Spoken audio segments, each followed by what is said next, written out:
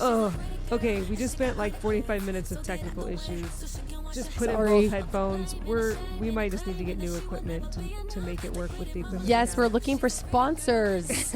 So if any of you would like to sponsor this podcast to help us with some equipment, or even someone that is an educator, trainer, tutor that can come and make this a little bit easier, because we've got like 4 mics going on, an iPhone, maybe an iPad as a backup, GarageBand. I mean, we're just, it's baptism by fire over here, but it's been working well for the last 17 podcasts. We've just struggled these last couple. And so we found out that you'd have to do what with the headphones? What do you mean? Don't you have to put them Oh, yeah. Put both of your AirPods or earbuds or whatever you're listening on. You have to have both of them in, because if with our current sound issues, whatever we're saying, if you don't, you'll hear only one of us. So you'll be hearing Julie in one ear and me in the other. So put both your earbuds in. Does that make people have like vertigo? Does that make it dizzy? It doesn't make me dizzy. That's how I do it when my kids are around, so that I can, it's like having the radio play in the background for me and get stuff done. I listen to tons of podcasts that way. You mean with one ear? Uh-huh. Yeah, but I mean, does it make people dizzy when there's you in one ear and me in the, is it like, ugh? Like, do you get, I don't think so. Dizzy? Yeah, I don't either. But my back already hurts. And my kidneys are hurting. I get kidney stones, so every time I have pain in my kidneys, I'm like, ugh. I didn't know that. Yes, I've had 3. They're so bad. But we're going to get right into it so that I'm not too exhausted. Although Carly gave me a Dr. Pepper with cream soda. Maybe I will start to perk up here in a minute. But you guys are getting this almost in real time. I'm going to be releasing this on Monday morning. I was just wondering when I should be releasing this, because I just started publishing at 5 in the morning. But we find out that some people have listened and liked by 6 and 7 a.m. And I'm like, holy cow. But then thank you to our East Coasters, listeners in the UK and in Australia. We're thankful for all of you. So you're going to be getting this Monday morning, and it is now Friday night, February 6th. Yeah. So is that the 9th? February 9th is Monday. So in 3 days, this is as current as it gets, people. Read all about it. Here we go. So I had a hearing on Thursday. It was a very eventful week. I saw more of the petitioner than I have in months? In probably years. Wow. Okay. Several times this week, which was because before the hearing was a baptism. Yes, we had a baptism and an ordination. And if you see my eyes looking like I'm distracted or not listening to her, I'm just watching the computer to make sure that both of our mics are on. But we had Kenya, who got baptized on Saturday, January 31st, and then the following day on Sunday, Ari was ordained a deacon. And I know that people are just eyeing my Instagram and YouTube and trying to see who's in the water, whose hands are placed upon her head, because that's how it was last time. Oh, the drama. It is. It's so dramatic. So I was explaining to Carly that we had a mediation, our third mediation with a judge. This is what is ordered and expected and mandatory before you are certified for trial. You have to go into another mediation.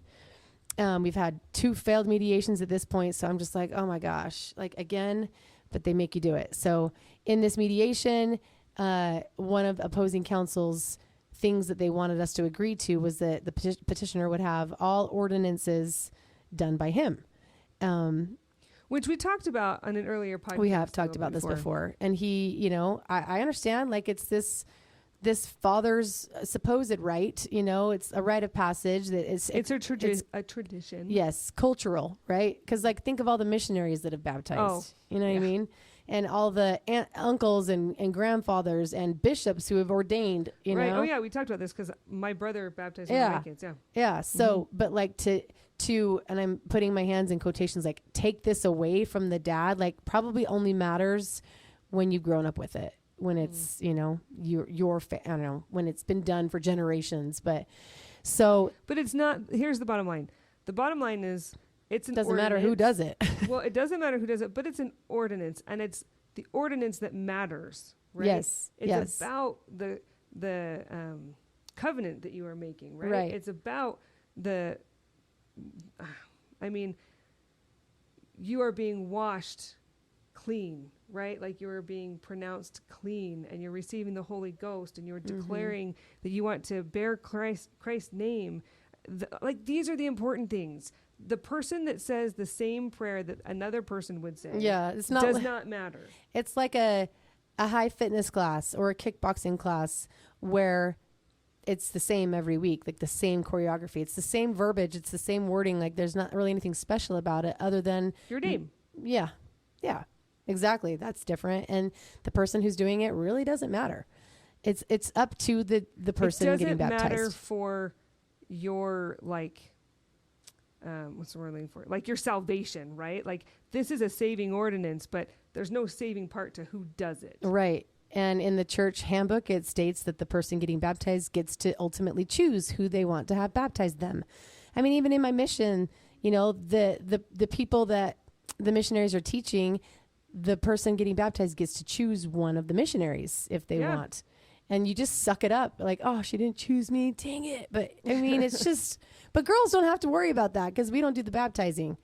Anyway, having said all of this, Kenya turned 8 in November, and my bishop has kind of been on me like, okay, when are we going to get her baptized? And I'm like, look, this is very delicate. Like, this is in the paperwork. It is in the decree that he has the right to baptize, to ordain, to do all of these church ordinances as long as he is deemed worthy by his bishop, which is a whole nother topic of conversation, whether or not you're worthy, because you can be worthy to baptize, but not to confirm. And anyway, that didn't seem to matter to anybody. But the fact of the matter is Kenya did not choose the petitioner. She chose Grandpa to baptize her and my next door neighbor, Scott Raymond, who is dear to the whole family. He has saved us on so many occasions. I mean, with fire alarms, with broken gates, and just come to our aid, shoveled our walks, like just this. He's just always there. A great guy.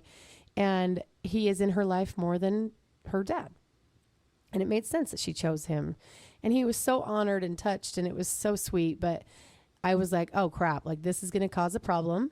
And I'm going to be to blame. It's always me that's to blame for it, because he, under the court statute has the right to baptize. But I was also under the impression that he had to also be chosen by the person getting baptized.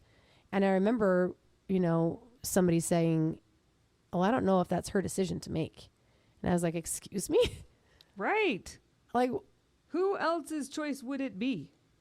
Yeah, the courts, apparently. I mean, I understand. I've been on the other side where the person that I know in a divorce is the man, right? And I have heard men talk about their ex-wives as though they're crazy, and anything that the kid comes home and says, that they disagree with, or, oh, their mom must have taught them that. Oh, yeah. You know what I mean? It's like all of a sudden the ex-wife is, and I don't know what to believe, but I used to just assume that what he was saying was right. Mm-hmm. That he must. Well, that's why that's a term. Crazy, the bitter right? ex-wife. Right. I mean, and so it like either side is going to assume the worst, and he's going to assume that it wasn't her choice, that it was your choice, and you put her up to it. Like it doesn't matter what you say, because you're getting divorced for a reason, which means he doesn't give you the benefit of the doubt. Right. He doesn't assume the best of you. He makes you out to be something that the rest of us don't see, because so surely she picked Grandpa and the neighbor because I poisoned the well, not because he's not in their lives at all. Right. Right. It's your fault, not his. Right. Yeah. And that's why there's so many memes and Instagram posts that say, how dare I talk about, how badly we've been treated. And it's my fault for talking about what you did to us. Like, how dare I talk about the harm you've caused? Right. Like not how dare you cause harm. It's how dare I talk about the harm you caused. Yeah. Oh my gosh. So I was like in this kind of a pickle. And that's why she hasn't been baptized for 3 months. Let's describe the pickle. The pickle is, do you force upon your daughter something she doesn't want so that it looks okay to the court? And that, yes. And that I'm not held in contempt. And this is not, I don't really freaking care if I'm held in contempt or go to jail for that matter, to give her the right to choose. But but also that harms the kids. Right. So your choice is, do you harm the kid and your relationship Right. with them, or do you do what's right for your kid and for you and risk it in the court? Mm-hmm. Yeah. And that's exactly where I was standing. And so when my bishop's like, what's going on? And I was like, look, you interview her for the baptism and see what she wants, so that I am not a part of this. I don't have the priesthood. I'm not going to be the one baptizing. You ask her what she wants. And that's exactly what he did. In the baptismal interview, she mentioned that she didn't even want the petitioner in attendance. And then my bishop was Because like, she felt bad. She felt bad. Yes, that was like, bless her little heart. She felt bad. She didn't want to see him, sitting there watching her get baptized by grandpa, not because she's angry. Well, she's angry and she's hurt, but she mostly didn't want to make him feel bad. She's worried about how he feels about it. Yeah, because she knows that it should have been him, but also she knows that why would I choose him when he's not even in my life? Like, she's a smart little girl. Yeah. So she was 8 in November. We've been waiting forever. And I was just like, I don't know what to do. And I'm not willing to force, because there's been so many women that have reached out to me this week and said, my poor daughter was baptized by her dad, and we don't even talk about it because it's such a horrible memory. And I did not want that for Kenya. I did not want her like hating her baptism. Like, how, I mean, that's the, this is the really sad thing about divorce, is too often something that should be about the kid is not about the kid. It's about the parents. Yeah. Right? Like, this should have nothing to do with either of you specifically, right? Like, of course you're there. Of course you're part of it. But like, it shouldn't be your will or his will. It should always be hers. Well, and that's why I tried to stay out of that conversation. I was like, you do it. And that's why when my bishop like talked with he was like, look, Kenya doesn't even want him there, but I did say to her, if he's there, is it going to be okay? And of course she's like, I mean, I guess. And his bishop at that point had said, he just wants to be in attendance. And we were like, great. That's great. He's welcome to come. But then, a couple weeks go by, 3 weeks go by, and I send a message on our parenting app where I said, like, I understand that Kenya has chosen my dad and neighbor to baptize and confirm. Like, I'm saying, I understand that this is what was decided. Like, I had nothing to do with it. This was decided. Of course, no response from him. And he probably doesn't believe you. Yeah. But I wanted that on the record. Like, I understand that this is what happened between the discussion between our bishops. No response, but I wanted to acknowledge that I didn't make that decision. She did with my bishop.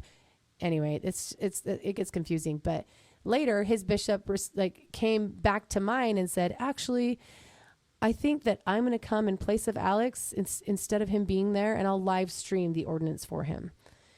And my bishop was like, yes, let's do that. That's a great compromise. And I said, no. And he was like, I mean, wait, why? Why?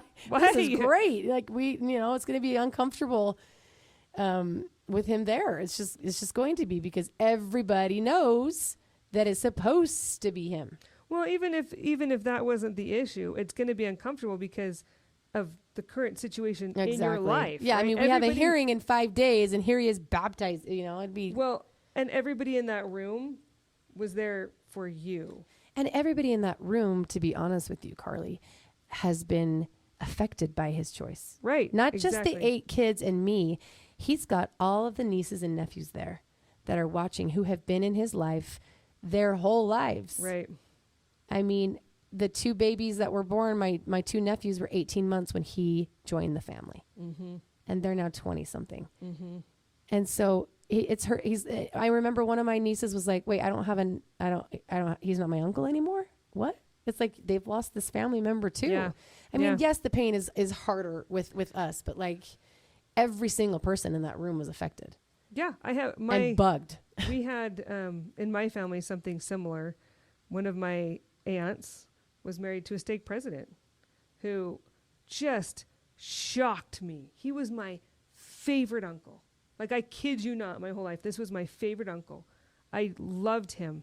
And all of a sudden, he tells his wife, you only have to keep the covenants to make you happy. And being married to you doesn't make me happy. This is a sitting stake president. Holy cow. I know. So I was like the whole family was shocked. He had married one of my siblings, and that sibling was like, what do I do with this? That sibling's not active in the church anymore. Oh, yeah. Well, You know, like, who would blame him? Yeah. His choices devastated so many people because he was an example. Was he disciplined? I don't really know the details of what happened. I haven't talked to him in years now. So, but yeah, you've lost an uncle. I've lost an uncle, but also, like, it was disheartening from the level of priesthood authority and how I saw the priesthood. And, like, I mean, I think it's dangerous to just assume that anybody is righteous anyway, but you think a stake president, you think a bishop, you think, you know what I mean? You expect them, we talked about this a little bit. It's a higher standard. Yeah, you just assume because they are counseling other people and they are signing temple recommends and they are, you know what I mean? Like, they at least have to be as good as they expect you to be, right? And I know there's two sides to every story. I know that I only know my aunt's side, but there's just nothing he could say or do to make what he did okay. Like you Like just, nothing that she did merited what he I don't care how hard she warranted. was to live with or whatever he's going to say. I don't care. Yeah. There's nothing, how he handled it, what he did. He ended up, I shouldn't say this, but he ended up married again to somebody that he had counseled. Oh, geez. And There must have been something going on before. That's what people assume, and I can't say that. I don't want to say that at all. I will. I don't want to accuse him of anything. It looks bad though. But and the point it was her is, friend. It's like he was out of your life too.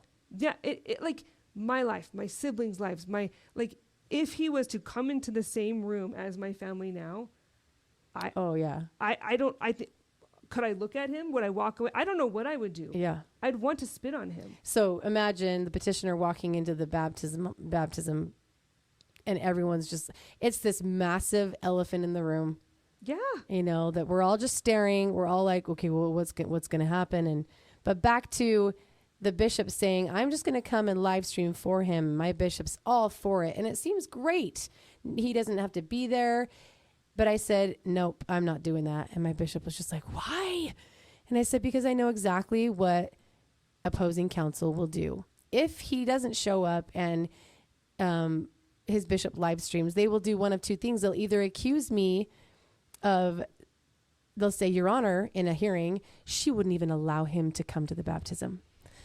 And if they decide to be a little bit more honest than that, then they'll say, Your Honor, we were forced to live stream because of how hostile she was. And I know this because it had happened before.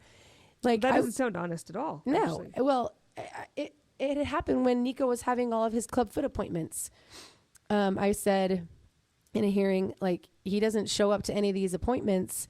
You know, you're saying that I'm making these unilateral decisions on his childcare and on his foot, which, by the way, I handled 99% of the boots and bar on his little club feet. I was strapping them every single night and lotioning and oiling. I feel like Squints on Sandlot.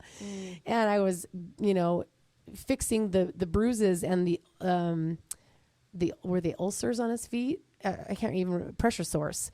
And suddenly my care of him was used as punishment. Now, all of the care that I had provided for little Nico as an infant with his club feet was used as evidence against me for unilateral decision making because I didn't include him on. And I'm like, well, first of all, I did put the appointments in, but he would never show up.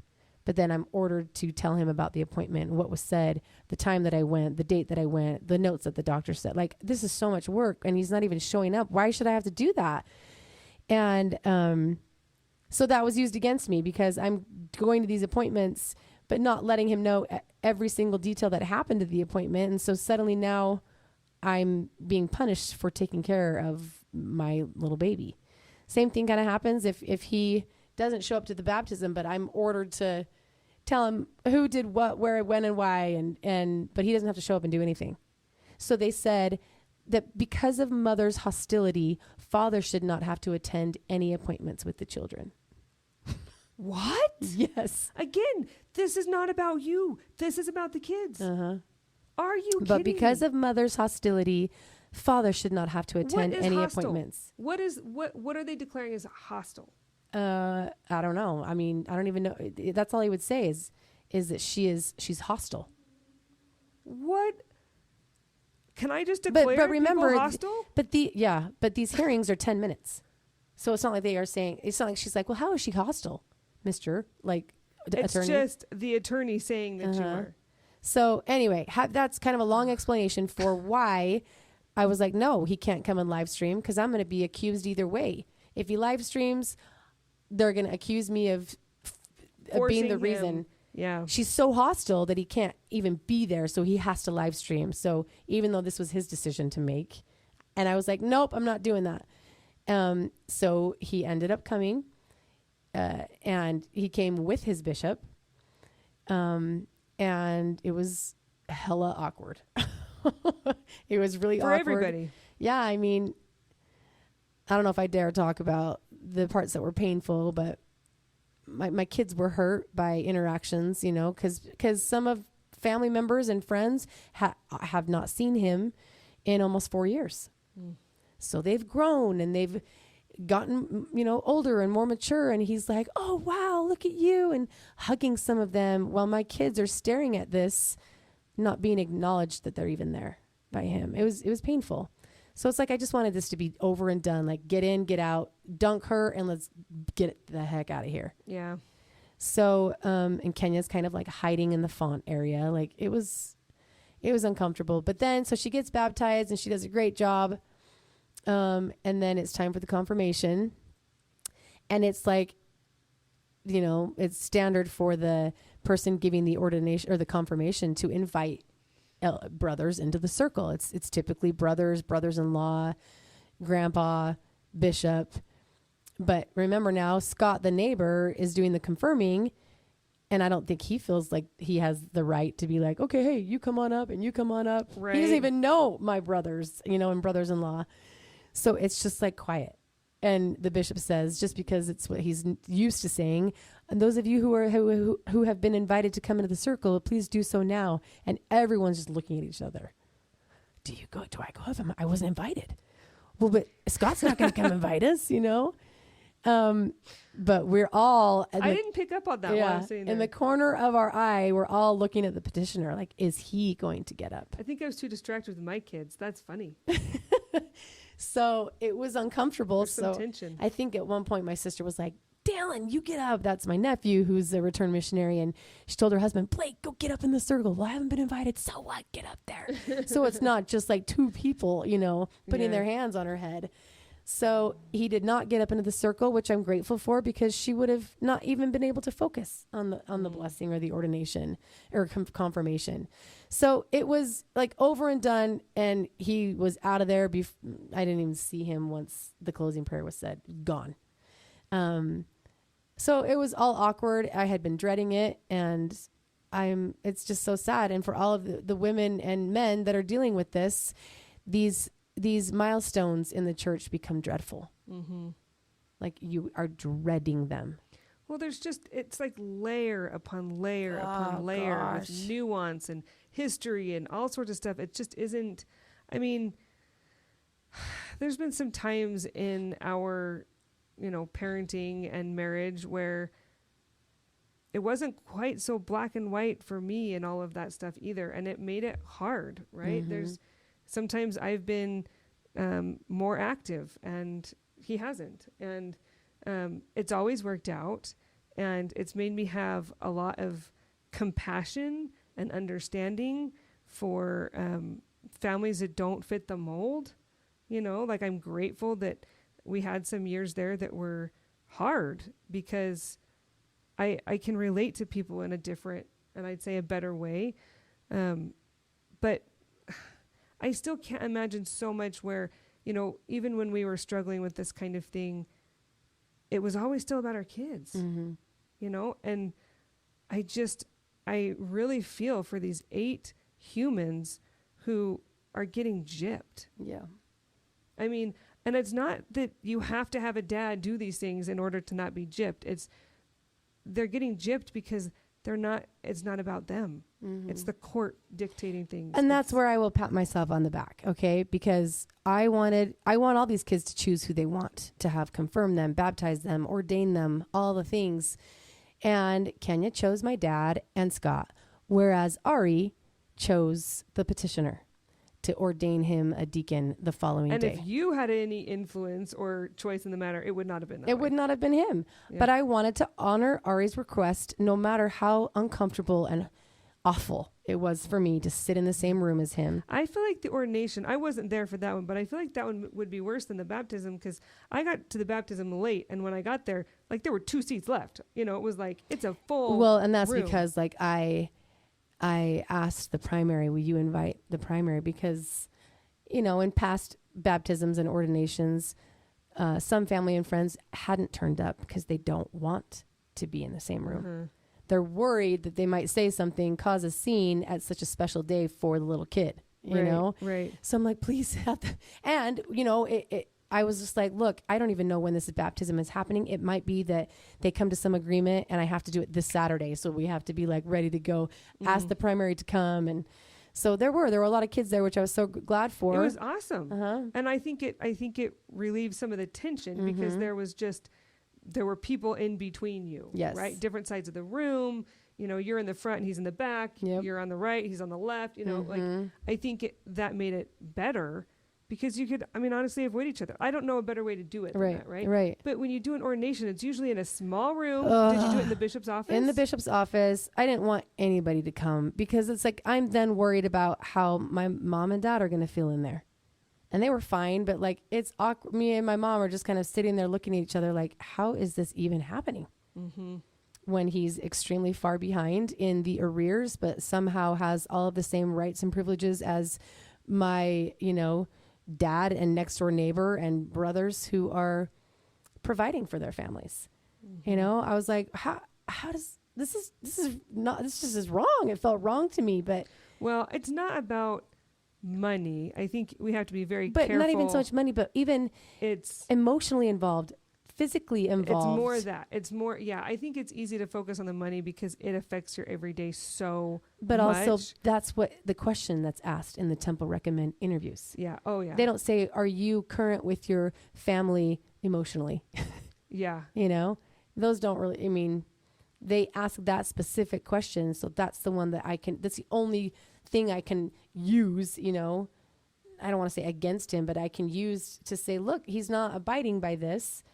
But at the end of the day, physically, emotionally, financially, all the things, there's a void. Yeah, it's the lack of a relationship. To me, it's like money is money and it affects a lot, but it's just money, right? At the end of the day, what matters, what we take with us in the next life are our relationships. Yeah. That's what this whole thing is about. Yep. That's why we're here, is to build these relationships. Yeah. And it just feels so icky. It was icky. So it's me and him across the room from each other, just having this like stare down, but we didn't even look at each other. And then my mom and dad on my side, and of course Ari's sitting next to him. But mind you, in the paperwork, you know, to the court I filed a motion to enforce simply to say he has not paid what he's supposed to pay. His counter motion to enforce rips me a new one. Oh yeah? Well, the reason that he's not, you know, paying what he's supposed to pay is because she's disparaged him. Oh, and also she made a unilateral decision to have the child baptized by her grandpa. Oh, and also she has disparaged and defamed. Oh, and also she hasn't paid him out of the IRA yet. Also, she's supposed to pay him this much money out of the equity. Like, just started listing off all of these things. Which wasn't even accurate. I mean, all of that is all garbage. Well, and that's anyway, why my attorney was like, look, it's all red herrings. It's to deflect and to distract from the current Not just red issue. herrings, flat out lies. Yes, because they said she was supposed to pay him equity. And I'm like, no, in the decree. Not for 5 years. Not for 5 years. Yeah. The only thing, so before we started filming, I was like, Julie, what can we actually say? And the thing is the stuff that I'm thinking about is all from the hearing that was a public hearing. So if you were there, you know this stuff. So it's not like... Gosh, maybe I should post the link to the hearings because any of them can log in, truly. Any of them can. I mean, I suppose you You could. guys can hear it for yourselves. I will But- post the link and be like, come join my hearing. You guys can all hear it for yourselves. It's actually maddening. It's really quite maddening. But in the hearing, I did the math, and it was like they're making a stink because you haven't paid him almost 20th. It's like 1/19th of what he owes you. Mm-hmm. It's like, we can't go ahead with this motion to enforce because Julie still owes him this amount of money and he still owes her this amount of money. So the attorneys need to come together and agree to like cancel it out or whatever. I'm like, what? Yep. Why And are we they- here? And Oh why my can't you gosh. function? Like, we can do the math really fast in our head right now. I know. This is not that hard. I know. So we're in the room. We can talk about the hearing in the next podcast, but we're in the room and I'm sure it's uncomfortable for my bishop and it's uncomfortable for me and it's uncomfortable for Ari. I mean, as we were walking in, he was like, I wondered because Ari is like the petitioner's biggest ally, maybe. He's the one that loves him the most, right? They have the best because he's connection. desperate for his affection and adoration and he knows what's going on. But he struggled the most with the divorce. Oh, yeah.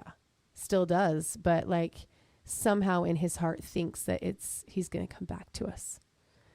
To where I finally had to say, Ari, I don't want him back. I had to like break his heart to understand, like, not only is he not going to come back to me, now I don't want him back. Like I had to seriously like just cut him to the core. But he's still, I think, hopeful. And he sat next to the petitioner but he said to me, Mom, but then you're going to have to be in the same room as him. Like, I don't want that. I said, I'm sorry, Ari. I said, See, but you this know all what? sucks for kids so bad. I know. I said, Ari, I can do this. I'm a big girl. I'm here for you, blah, blah, blah. So what I'm saying is, though, they rip on me for all of these things, the baptism and the money and the disparaging, but they failed to put in there, but he was allowed to ordain, the son. And it was the daughter's choice. Yes. And Yep. they okayed it. And it's all in text. And they make it sound as awful as humanly possible. And Yes. the truth is so far from what they say. Yeah. I wish that they would have said, respectfully, I didn't make them choose it. If I really was disparaging and slandering, and if I was brainwashing and filling these kids' minds with filth about him, you better dang well know it would not have been him ordaining Ari. Yeah. Or baptizing Treyu, or baptizing Ari. As much as it tastes like vinegar coming out of my mouth or, watching it, I wanted them to be the ones to decide. And I'm going to have to be the adult and the big girl that sits in the room. Yep. And just take it. Yep. And I hated it. But it was for Ari. And we were in and out. And that's part of what being an adult is, Yep. right? Like, doing things we don't want to do. yeah, for your children. Having the hard conversations, being nice versus kind, you know? Yeah. So that happened. And I just was so glad to get home and be like, it's done. And now what? I'm like, now I wait for the punishment. Now I'll go to the hearing and be told how awful I was for making the baptism somehow hostile. I will be accused of prolonging the ordination because I was trying to make it so it wasn't. I mean, they will come up with anything they can to make me be this horrible person. And this is happening to women everywhere. And I want you to know I see you and I know because it's happened to me. Even when you do all the things right, even when you do everything right, you're still going to be to blame. They're going to give them a million chances and you will get none. So we can, I guess, talk about the hearing in the next one. But that's how the baptism went and the ordination. I'm glad it's over. So glad it's over, which now you've is got so 18 sad. months till you do it again. 18 months till we do it again, which is going to be But you're Nico's baptism. Almost done, right? You have, what, 2 more after? But then I think of missions and I think of weddings and I kind of want to just... No, don't think that yeah, far I'm not ahead. going to think that far because No, it makes just me kind of want to baptisms. dry heave. No. But I did want to mention, before we get into the next topic, that, first of all, before I forget, I have dogs still up for sale. I think I'm going to have 2 left tomorrow. We've sold 2, maybe another one tomorrow. There's probably going to be 2 puppies left. And I'm also still dog sitting. I got a lot of dogs at my house right now, which I am so thankful for. Like, bless these dogs and bless the people that are calling me to watch them, because I'm literally surviving off of these dogs. You also go to their house. I also go to their house. At your house. I let them out of their crates. I take some dogs for, I'm a professional dog walker, all the things. And having said that, I wanted to clarify for some family and friends or relatives or whoever listens to this podcast, and sometimes I get surprised by who listens, that I may have made it sound like that family is not supportive. And I wanted to clarify that I've never said that they're not supportive, and I love my family and I'm thankful for them and for the help that they have given me. And you have to remember that after 3.5 years of this, family and friends and bishops and best friends get fatigued of it. They kind of want to be like, okay, let's move on. I'm done talking about your drama. I'm done talking about what he owes you. I'm done talking about how you're struggling. Like, move on with your life. And I get it. I totally get that. But it's just part of your everyday life. It's just my everyday life. And so I made a comment, well, we both did a few podcasts ago, and I don't even remember, but I think we were making a joke and laughing about how, I'm watching family members and friends, travel the world and enjoy their lives. And of course I'm jealous. Of course I want to be on these trips, but also I'm so happy for them. And then we joke that you get to watch their dogs. I get to watch their dogs. You get to watch them go travel while you watch their dogs. Yes. And I've offended some family because I've watched some of their dogs, and I want to publicly apologize to family members, because I'm so grateful for the dogs. It's because of these dogs that we have this roof over our heads, and my kids can still be in their sports. So I did want to clarify that support comes in many different ways. Just because my family's not like dropping cash off of my doorstep, which I don't expect them to do, just because they're not paying my attorney fees, or they're, not just like taking care of my mortgage. I don't expect that, but they are providing support in other ways. I have friends providing support. I have a friend who helps pay for my gym membership. She just kind of added me onto her family membership. I have a sister that always calls me and says, okay, I'm going to Costco. What do you need? My mom will give me, and dad will give me several Costco cards. Okay, with $500 on it, go get whatever you need. People will drop off stuff that's about to be thrown out at what's that store? Winco. I was thinking something else, but yeah. Then, the leftovers and the funeral food and DI clothes that are about to go, to be donated, but they bring to us. So support's not just always cash, but then there's the cash droppers who just anonymously hand over some cash. So I'm so thankful and also for all of it. There's also prayers, right? There's phone calls. There's and the people that are always like, I put your name on the temple prayer roll. I'm like, yes. And my sweet friend put my puppies on the prayer roll. Oh, that's cute. So if my family and siblings and relatives and cousins are listening, and I have ever come across like, well, my family doesn't support me, that's just not the truth. I think in the particular comment about the dogs, it was just the dichotomy, right? It wasn't that there's bitterness or hatred or any ill feelings towards the siblings traveling and leaving the dog with you. Yeah, I was glad that they did. Right. It's because Julie does not like handouts. She likes to earn it. So that's a way to earn money, right?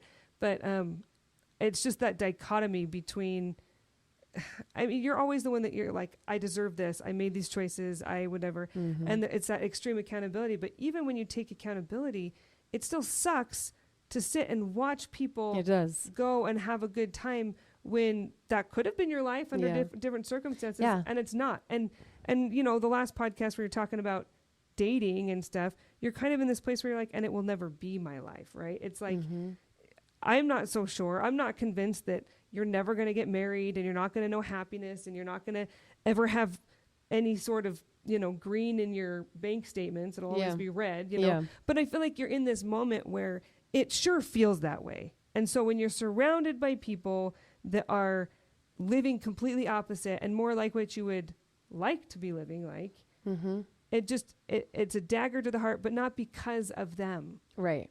It's just that reminder. And so it's not commentary on them, it's on you.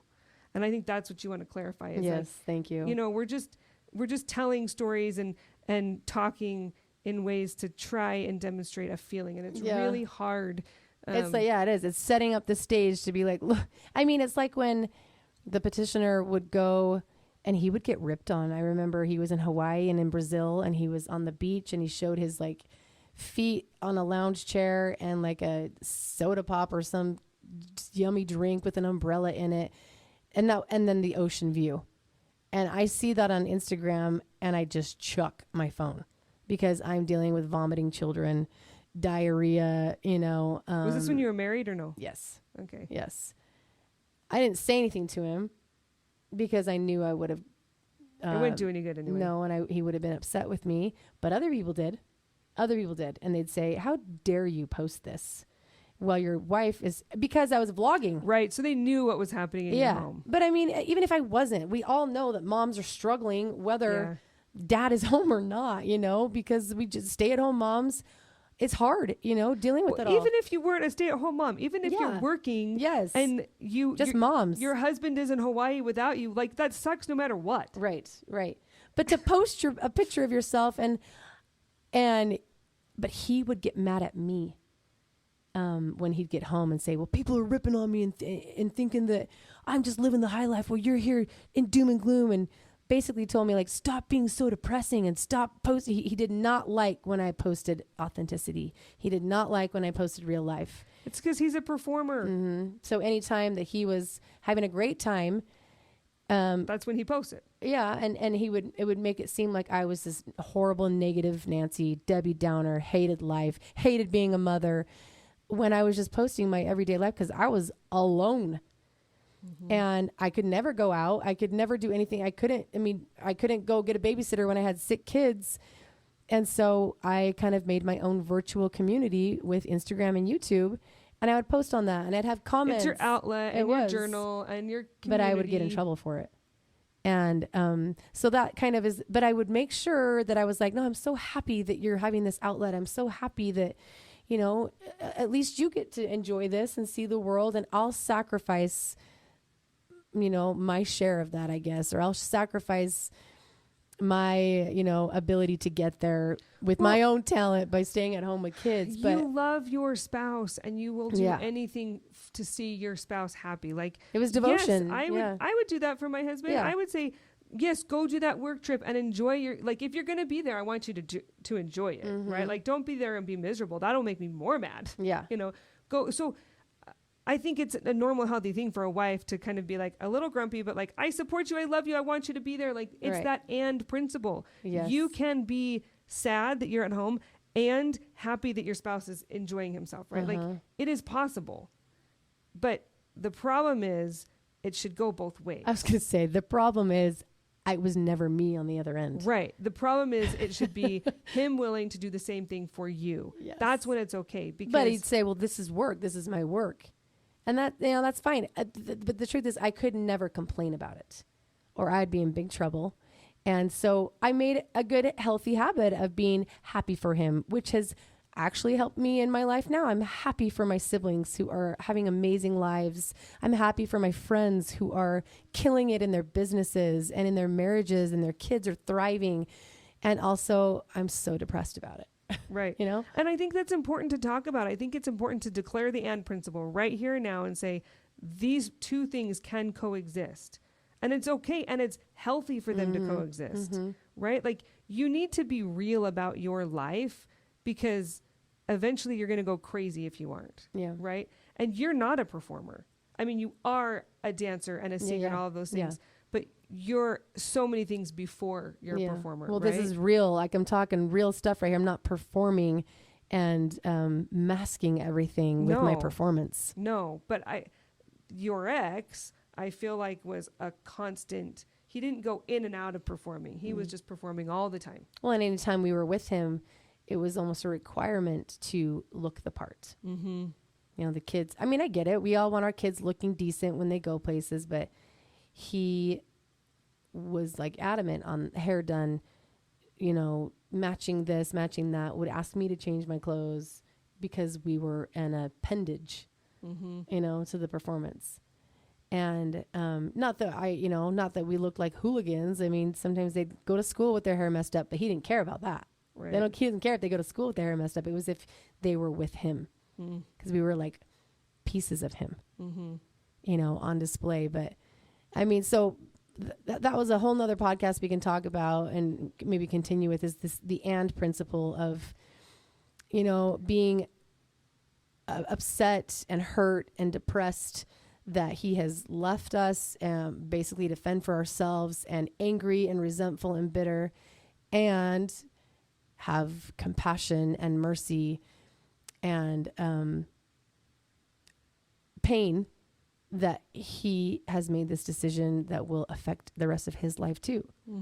It's the balancing of the proving, or the balancing of the two contraries, right? There's always two contraries that we're trying to balance, and it's justice and mercy. It's fear and doubt. It's, you could list probably 100 of them, but you have to know one to know the other. And part of why we're here is to figure out how to balance these things, Right. And any justice left without mercy would go too far, and mercy without justice would go too far, right? You need them both. Yeah. And as you're dealing with these complex feelings, especially when I hear you talk about your family, and dealing with how you feel and how you're communicating, it is really hard to try and communicate effectively how you're feeling about something, in a way that other people will understand it. Yeah.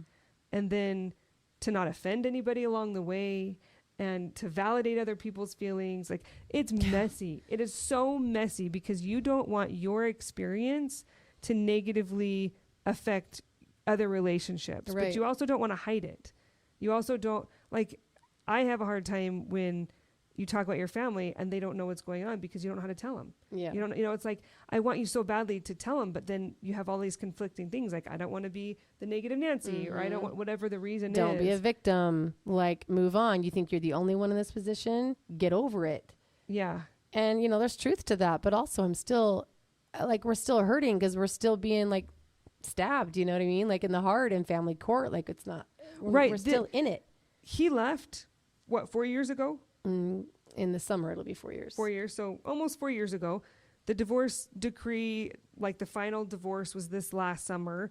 So 3 years. Yeah. So, I mean, you've got time behind you. And so for people outside of the situation, they're ready to move on. But what they don't understand is those were just 2 events in 1,000 events. Yeah. Right. Like, this is something that continues to happen, just like the baptism and this latest hearing. And there's always something else. There's always a way that this is impacting your life. Yep. And so it's new.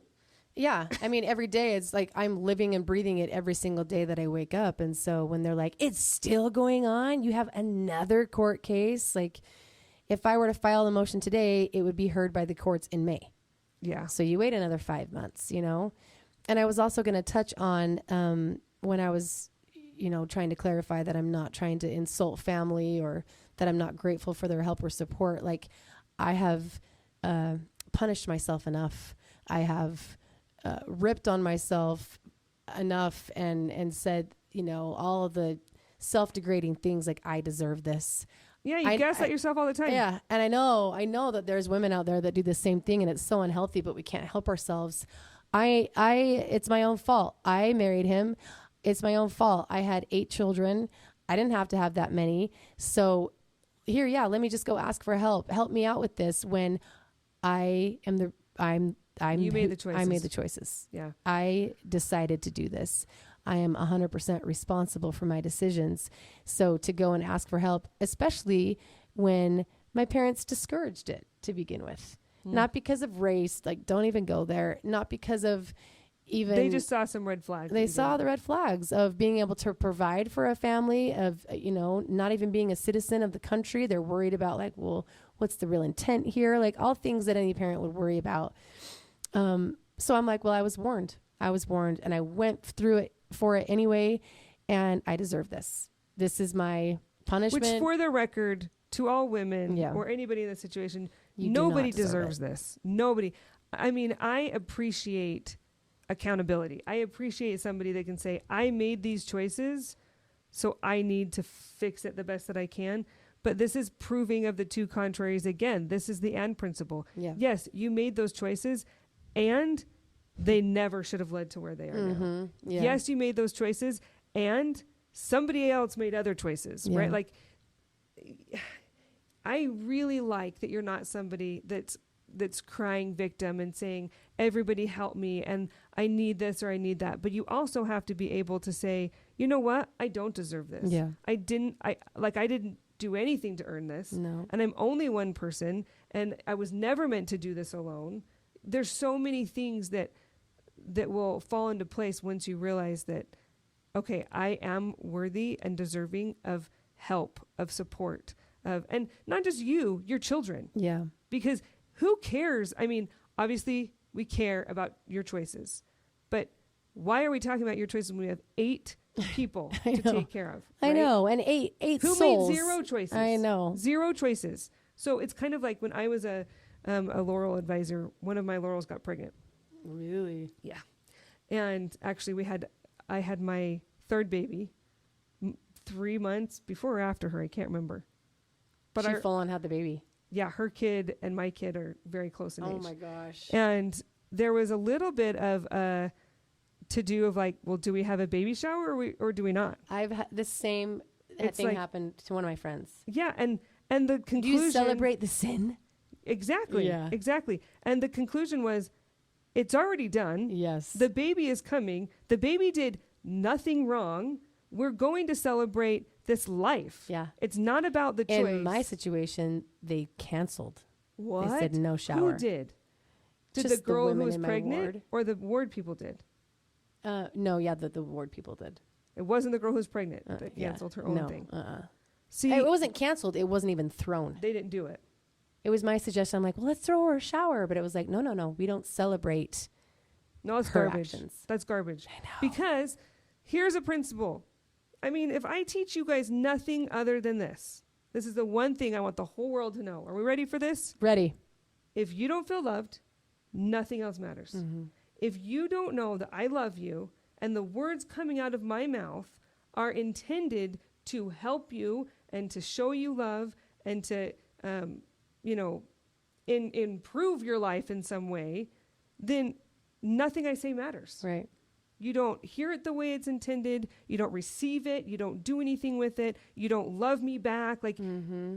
you have to feel loved in order to care about somebody's opinion. Yeah. You have to feel loved in order to improve and be motivated and all. Like, love is the force that changes everything. Yeah. And if you want this 16-year-old girl who's pregnant and having a baby to change her Her ways, trajectory, yep. it's Mhm. not going to be out of judgment. It's going to be because you love her into it. You show her the better way. Mm-hmm. You love her into it. Like, there's just, you can Plus, guilt we're not and the parent shame. or the, No, Yeah. it's not our job, first of all. Yeah. But second of all, you cannot guilt or shame anybody into permanent change. Yeah. You love them into it. Yep. And it's not our job. It is not our job, right? What would Jesus do? When the woman was caught in adultery, when they brought her in, he started writing on the ground with his foot to distract so people would stop looking at her, right? Like, it's not about shaming people. Mm-hmm. It's about loving people, Mm-hmm. right? So out of all of this, the goal should be, how do we love each other better? The Yeah. reason why my husband and I are still married is because for years, that's all we talked about in therapy. How do you love each other better? What does that look like? And that goes for any relationship, whether Yeah. it's parents or siblings Yeah. or, marriages, whatever. So if we learn nothing other than that, it should be, how do we love better? Yeah. What is the loving choice here? Mm-hmm. Oh, I love that. This is why we have conversations with Carly. So I can get Right. mad. No, she's got the Got a little wisdom. heated. Yeah, because man, there's just so much behind all of this that I don't even know how to start or finish the next sentence because my brain is There's so much complexity and oh so my gosh, much. it's like on overload with thinking of the baptism, thinking of the ordination, thinking of how I've offended and believe me, it won't be the last time I offend someone on this podcast by something that I say that you or didn't intend. that I didn't intend, and it's it's tricky putting yourself out there and getting ripped on for it on something. I mean, that's not been the only comment about things that people are finding beef with on this podcast. And that's what happens when you put yourself out there. But just love me. Okay. Anyway, this is one more thing that I will say that I have decided as a parent. I do think it's our job to teach our kids, but you really have to realize that the world's going to do a really good job of beating the crap out of them, right? Like if you have a kid that is a little bit prideful, that thinks a little highly of themselves, don't worry. The world will beat it out of them, right? Yeah. Like you have to realize when Julie says she's beat herself up, she's beat herself up, and so is the rest of the world. Like she does not need, sometimes she'll tell me things that people around her are saying, and I'm like, they really think that you haven't heard that or that that's helpful. They really think that you haven't told yourself that 100 times. Like that's not helpful. It is not helpful to beat anybody down or point out the obvious. We all see our own flaws, right? And if we don't, the world will show them to us real fast. Yeah. And I'm here to tell you, I mean, I have told family, I know that I'm not looking for anybody to come rescue me except Jesus. Like it's no one's responsibility to come and dig me out of this mess. I mean, we'd love some sponsors. We'd love some yes, help. we would. But there's no expectation. Yeah. I don't expect that of family. I don't expect that of friends. I don't hold it against anybody for not asking me on the daily, like, okay, well, what's happening now? And I do have friends that do that.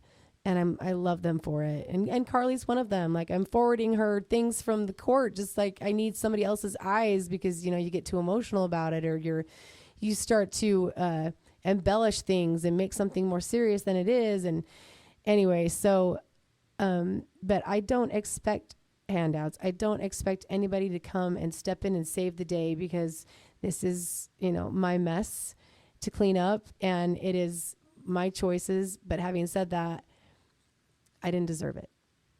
And for any of you going through the same thing that have punished yourselves and said, I deserve this. This is my punishment for making stupid decisions, for picking the wrong guy. I've said to myself, I have poor taste in men. You've said that a time or two. I don't trust my own personal revelation. I clearly got it wrong and God doesn't talk to me. All these things. It's just Satan. It's Satan in your mind and in mine. I have this analogy that's coming to my brain right now because I just thought it feels to me when you're saying I don't expect handouts or anything like that. It feels to me like you're on this marathon, right? I have never ran a marathon. I probably never will. But I do know that when you run marathons, there's like these stations, right? There's like water stations and depending gel on packets. Exactly. Depending on how far it is, there's porta potties, there's whatever, right? And I feel like you chose to go on this marathon. But you paid the fee and made the schedule when you weren't alone and your situation was very different in life, right? But you still decided you're going to run this marathon. It's paid for. You're going to go. You're going to do it. But now you're saying to yourself, you know what? This marathon is miserable and I chose to do it. So I don't deserve the packets of gel sugar. I don't get the porta potty. I don't get the water because I did this to myself. I'm running this marathon. It makes no sense, right? You deserve all the same things that you deserved before. Yeah. What you have earned and what you're working for, it's still the same. What the petitioner has done to you doesn't change the marathon.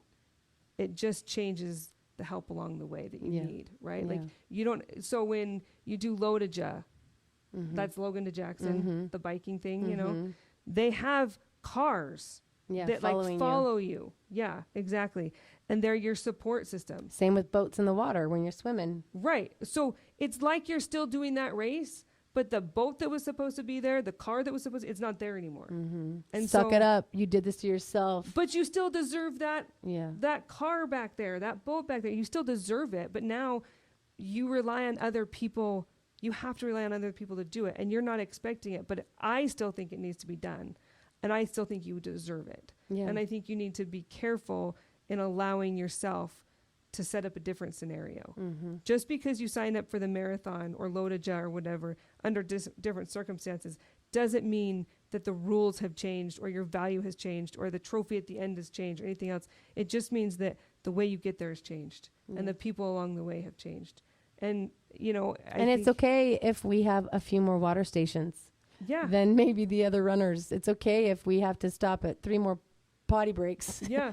You know, porta potties. And if we get more gel packets than someone else, like, I'm not saying no to the help, but I also don't want to throw myself at someone's feet saying, save me. I mean, you want to, but I never would, because but in this spot, blamed myself.